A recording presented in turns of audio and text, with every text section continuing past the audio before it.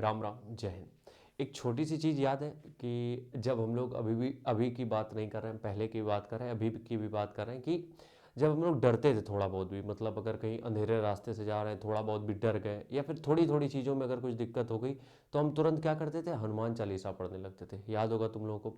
हनुमान चालीसा क्यों पढ़ते थे?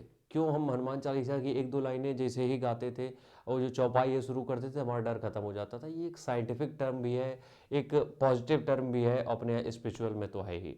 तो आज हनुमान चालीसा के बारे में बात करेंगे कि तुम्हारी लाइफ कैसे ही चेंज कर सकती है हनुमान चालीसा की कुछ लाइनें। ठीक है, देखो हम यहाँ पे तुमसे क्या कहना चाह रहे हैं। रोज हनुमान चालीसा सुबह, ठीक है, या फिर शाम में, सुबह या शाम को, दोनों में से किसी भी समय, जिस समय भी तुम्हारे पास टाइम हो, एक बार नहीं, दो बार, तीन बार, पांच बार, ऐसे हनुमान चालीसा एक बार पढ़ो। और जब हनुमान चालीसा पढ़ रहे हो, कोशिश ये करो कि तुम बहुत ज़्यादा फ़ोन में इन्वॉल्व ना हो या किसी दूसरी अदर एक्टिविटी में इन्वॉल्व ना हो। एकदम एकांत वाली जगह पे, जहाँ पे बिल्कुल पूरी तरीके से शांति हो, वहाँ पे बैठ के एक बार हनुमान चालीसा पढ़ना। हम ये मतलब तुमसे सजेस्ट कर रहे हैं, एक रिक्वेस्ट कर रहे हैं या फिर एक प्रैक्टिकल करने को बोल रहे हैं। ठीक है, क्या होता है कि हनुमान चालीसा की हर एक लाइन जो है, हर एक चौपाई की जो जो एक एक लाइन है, वो हर चीज को रिप्रेजेंट कर रही है, हर चीज को। सबसे पहली बात, इसमें जो सबसे बेहतरीन चीज तुम्हें दिखाई जाएगी वो दिखाई जाएगी काम, शांत रहना। कि सिचुएशन अगर तुम्हारे पास ऑड है, ये देखो, हम यहाँ पे बात कर रहे हैं मेंटल हेल्थ की। आजकल आदमी दिमाग से ज़्यादा परेशान है, शारीरिक तो है ही। ठीक है, तो जब हम बात करते, सबसे पहली बात यही है कि मेंटल हेल्थ पे ध्यान देते हैं कि अगर तुम इस चौपाई को बार बार करते हो तो तुम्हारा दिमाग जो है शांत होने लगता है। क्योंकि कभी भी तुम देखो चलते फिरते, कभी भी तुम देखो अपने पास से लोग हटा दो, मोबाइल हटा दो और 2 मिनट के लिए शांत हो जाओ, तुम्हारे दिमाग में इतना कुछ चलता रहेगा, इतना कुछ चलता रहेगा कि तुम समझ भी नहीं पाओगे हो क्या रहा है। तो उसको दिमाग को चाहिए डिटॉक्स, जो कि ये देगी हनुमान चालीसा। दूसरा क्या है? दूसरा है स्ट्रेंथ एंड पावर।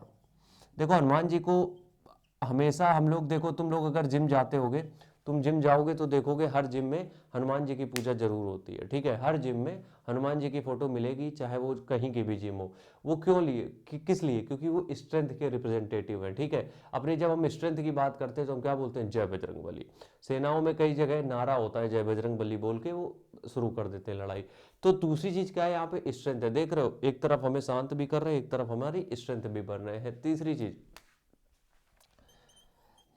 इलनेस, बीमारी। अब देखो मेरे यहाँ पे कहने का मतलब ये बिल्कुल भी नहीं है कि अगर हनुमान चालीसा पढ़ते हो तो कोई बीमारी खत्म हो जाएगी, नहीं, हम वो नहीं बोल रहे हैं।